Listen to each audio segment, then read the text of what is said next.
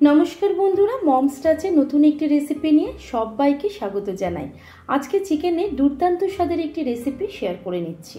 এই চিকেনটার নাম হচ্ছে আন্ধ্রা চিকেন।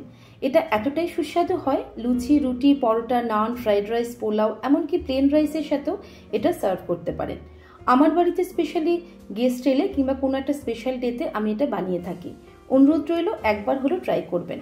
আর এই সুস্বাদু চিকেনটা বানানোর জন্য আমি এখানে নিয়ে নিয়েছি 700 গ্রাম পরিমাণ চিকেন। খুব ভালো করে ধুয়ে পরিষ্কার করে নিয়েছি। আর চিকেনের পিসগুলো দেখুন একটু ছোট সাইজে রেখেছি।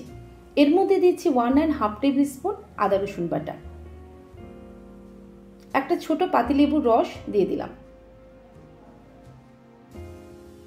খুব সামান্য একটু হলুদ গুঁড়ো দিচ্ছি, আর দিচ্ছি স্বাদ মতো শুকনো লঙ্কার গুঁড়ো।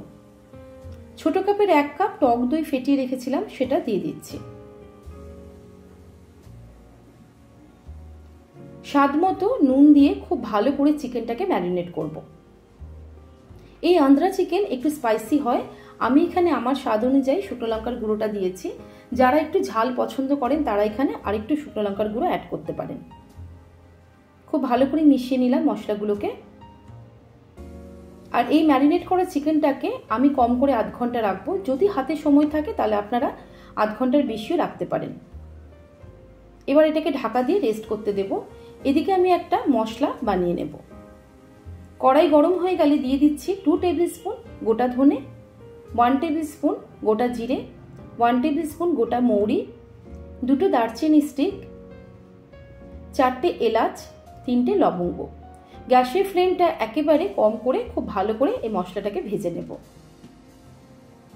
মশলাটা ভাজা হয়ে গেলে গ্যাসটা বন্ধ করে দিয়ে দিচ্ছি কয়েকটা কারি পাতা, আর দিচ্ছি 1 টেবিল স্পুন পোস্ত। যদি ইচ্ছে হয় তাহলে এখানে 2টো শুকনো লঙ্কা দিতে পারেন। খুব ভালো করে একবার ভেজে নিলাম। এবার এটাকে ঠান্ডা করে গুঁড়ো করে নেব। চিকেনে এই মশলাটা কিন্তু ভীষণ ইম্পর্টেন্ট। এবার আমি গ্রেভিটা বানিয়ে নেব। 4 টেবিল স্পুন সাদা তেল গরম বসিয়ে দিয়েছিলাম। দিয়ে দিচ্ছি 3টে বড় সাইজের কুচিয়ে রাখা পেঁয়াজ। আমি এখানে 700 গ্রাম চিকেনে ব্যবহার করেছি 3টে বড় সাইজের পেঁয়াজ। আপনারা চিকেনের পরিমাণ অনুযায়ী পেঁয়াজটা কম বেশি করে নেবেন। গ্যাসের ফ্লেমটা মিডিয়াম টু লোতে রেখে আমি পেঁয়াজটা ভেজে নেব। দেখুন পেঁয়াজের কালারটা বেশ ব্রাউন হয়ে এসেছে। এই সময় ম্যারিনেট করা চিকেনটা দিয়ে দেব। এই চিকেনটা রান্না করতে কোনো রকম জলের ব্যবহার হয় না। যেহেতু দই দিয়েছি চিকেন থেকে অটোমেটিক কিন্তু একটু জল রিলিজ হবে, আর সেই জলেই চিকেনটা সেদ্ধ করতে হবে। তাই তাড়াহুড়ো করে কেউ কিন্তু গ্যাসের ফ্লেমটা বাড়িয়ে দেবেন না। খুব হালকা আছে এই রান্নাটা হবে। ঢাকা দিয়ে আমি এই চিকেনটাকে সেদ্ধ করব। খুব ভালো করে মিশিয়ে নিলাম।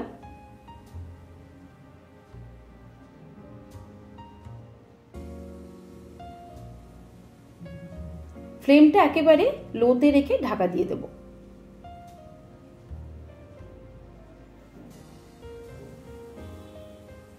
প্রায় 10 মিনিট পর আমি ঢাকাটা একবার তুলে দেখাচ্ছি।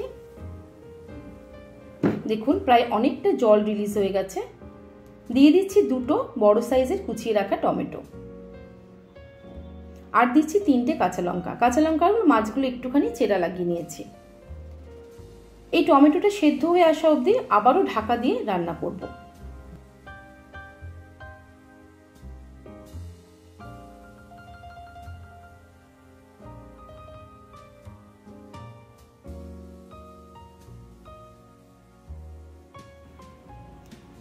দশ মিনিট পর আমি ঢাকাটা খুলে আবারও দেখছি।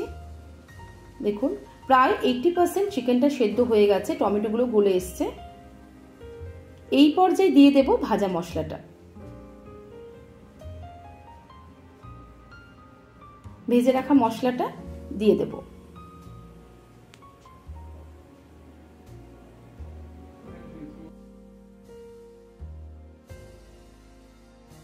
চিকেনের সাথে মশলাটা খুব ভালো করে মিশিয়ে নিচ্ছি।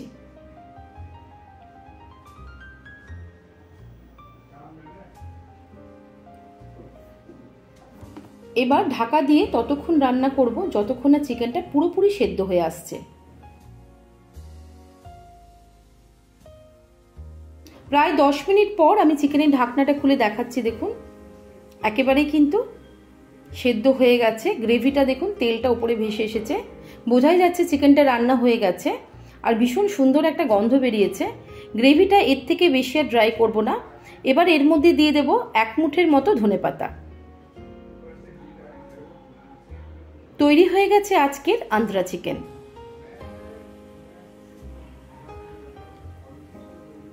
আজকের রেসিপিটি কেমন হয়েছে অবশ্যই কিন্তু কমেন্ট করে জানাবেন। নতুন বন্ধুদের কাছে অনুরোধ রইল, যদি আমার রান্নাগুলি ভালো লেগে থাকে অবশ্যই চ্যানেলটিকে সাবস্ক্রাইব করে পাশে থাকবেন। বেল আইকনটি প্রেস করতে ভুলবেন না। যখনই কোনো নতুন রেসিপি আমি আপলোড করব আপনাদের কাছে নোটিফিকেশন পৌঁছে যাবে। পুরনো বন্ধুদের অসংখ্য ধন্যবাদ আমার সাথে থাকার জন্য। নমস্কার, সুস্থ থাকবেন, ভালো থাকবেন সকলে। আবারও দেখা হবে নতুন একটি রেসিপি নিয়ে।